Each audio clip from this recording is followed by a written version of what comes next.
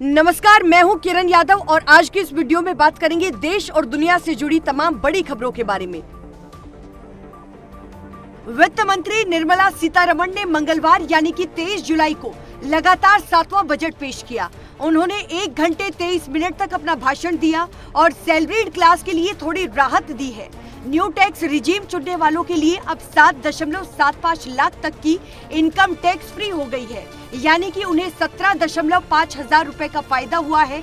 इसके अलावा वित्त मंत्री ने बिहार को 58.9 हजार करोड़ रुपए और आंध्र प्रदेश को 15 हजार करोड़ रुपए की मदद देने का ऐलान किया है। वहीं बिहार, झारखंड, पश्चिम बंगाल, ओडिशा और आंध्र प्रदेश के लिए इंफ्रास्ट्रक्चर डेवलपमेंट की स्पेशल स्कीम लाने का भी वायदा किया है। मोदी 3.0 के बजट में इनकम टैक्स को लेकर बड़ी राहत दी गई है। न्यू टैक्स रिजीम के तहत अब 3 लाख से 7 लाख रुपए की आय पर 5% के हिसाब से टैक्स देना होगा। पहले ये 6 लाख रुपए था। और न्यू टैक्स रिजीम के अन्य स्लैब में भी बदलाव किया गया है। इन दोनों बदलाव में टैक्स पेयर्स को 17,500 रुपए तक का फायदा होगा। हालांकि पुराने टैक्स रिजीम में कोई बदलाव नहीं किया गया है। पुराने टैक्स ऑप्शन में 87A का डिडक्शन मिलाकर सालाना 5 लाख रुपए तक की कमाई पर इनकम टैक्स नहीं देना होता। अगर आपकी सालाना इनकम 5 लाख से 10 लाख के बीच में है तो आपको 20% तक टैक्स देना होगा, यानी कि आपको 1,12,500 रुपए टैक्स चुकाना होगा। अब बजट में गिनी चुनी चीजें भी सस्ती या महंगी होती रहती है और सरकार ने 1 जुलाई 2017 को देश भर में GST लागू किया था, जिसके बाद से बजट में केवल कस्टम और एक्साइज ड्यूटी बढ़ाई और घटाई जाती है। ड्यूटी के बढ़ने और घटने का इनडायरेक्ट असर चीजों की कीमतों पर पड़ता है। तो इस बार सरकार ने मोटे तौर पर 7 चीजों पर कस्टम ड्यूटी घटा दी है और 2 की ड्यूटी बढ़ा दी है। इसमें करीब 7 प्रोडक्ट सस्ते और 2 प्रोडक्ट्स महंगे हुए हैं। साल 2024 चुनाव में बहुमत से 32 सीटें पीछे रह गई बीजेपी नीतीश और नायडू जैसे सहयोगियों के समर्थन से सरकार चला रही है। मोदी 3.0 के पहले बजट में इस गठबंधन का सियासी असर साफ दिखा। निर्मला सीतारमण ने दोनों राज्यों को मिलाकर 74,000 करोड़ रुपए देने का ऐलान किया है। इसमें बिहार को 58,000 करोड़ रुपए से ज्यादा और आंध्र प्रदेश को 15,000 करोड़ रुपए दिए जाएंगे। जेडीयू के मुखिया नीतीश कुमार बिहार के मुख्यमंत्री है, तो वहीं टीडीपी के मुखिया चंद्रबाबू नायडू आंध्र प्रदेश के मुख्यमंत्री है। बजट के बाद यानी कि 23 जुलाई को शेयर बाजार में गिरावट देखने को मिली। सेंसेक्स 570 अंक से ज्यादा की गिरावट के साथ 79,960 के स्तर पर कारोबार कर रहा है, तो वहीं निफ्टी में 180 अंक की गिरावट हुई है। ये 24,330 के स्तर पर कारोबार कर रहा है। कुछ फाइनेंशियल एसेट्स में शॉर्ट टर्म कैपिटल गेन पर टैक्स दर 15% से बढ़ाकर 20% कर दी गई है, तो वहीं लॉन्ग टर्म कैपिटल गेन पर टैक्स 10% से बढ़ाकर 12.5% करने का ऐलान किया गया है। हालांकि लॉन्ग टर्म कैपिटल गेन की छूट की सीमा को 1 लाख से बढ़ाकर 1.25 लाख कर दिया गया है। वित्त मंत्री निर्मला सीतारमण ने लगातार 7वीं बार बजट पेश किया है।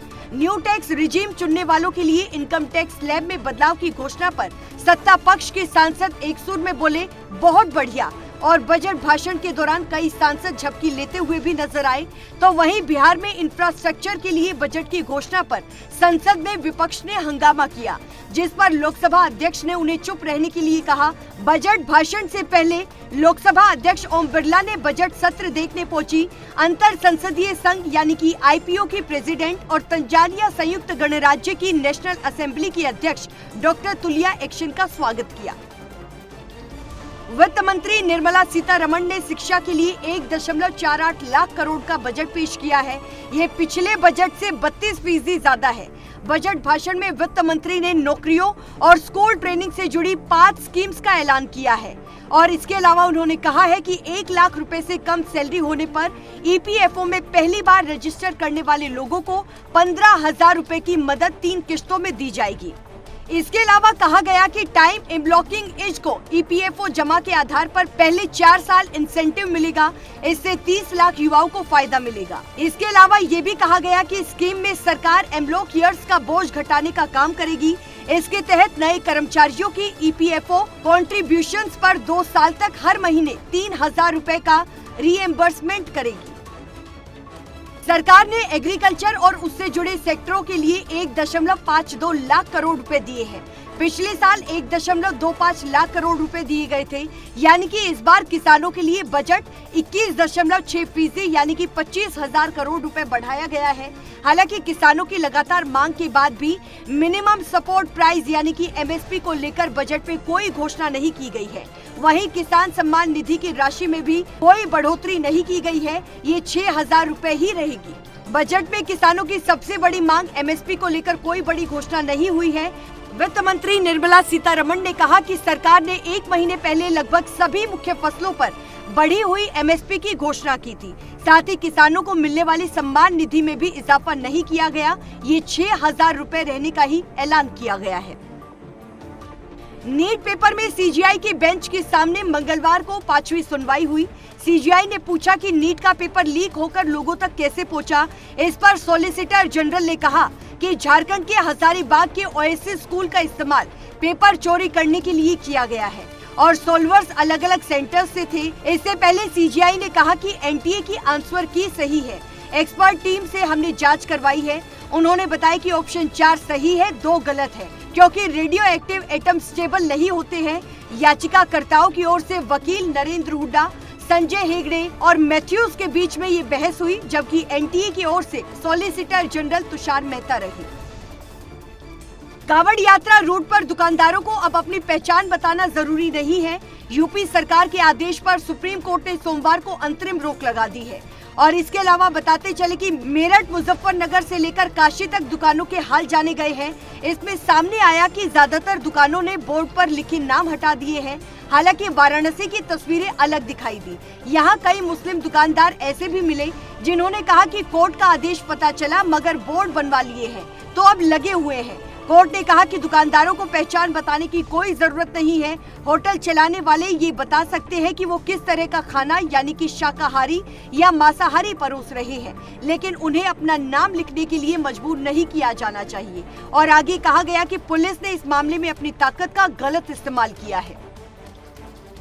जम्मू कश्मीर के पुंछ में LOC के पास बट्टाल सेक्टर में मंगलवार यानी कि 23 जुलाई की सुबह करीब 3 बजे आर्मी आतंकियों के बीच गोलीबारी हुई। इसमें सेना का एक जवान घायल हो गया।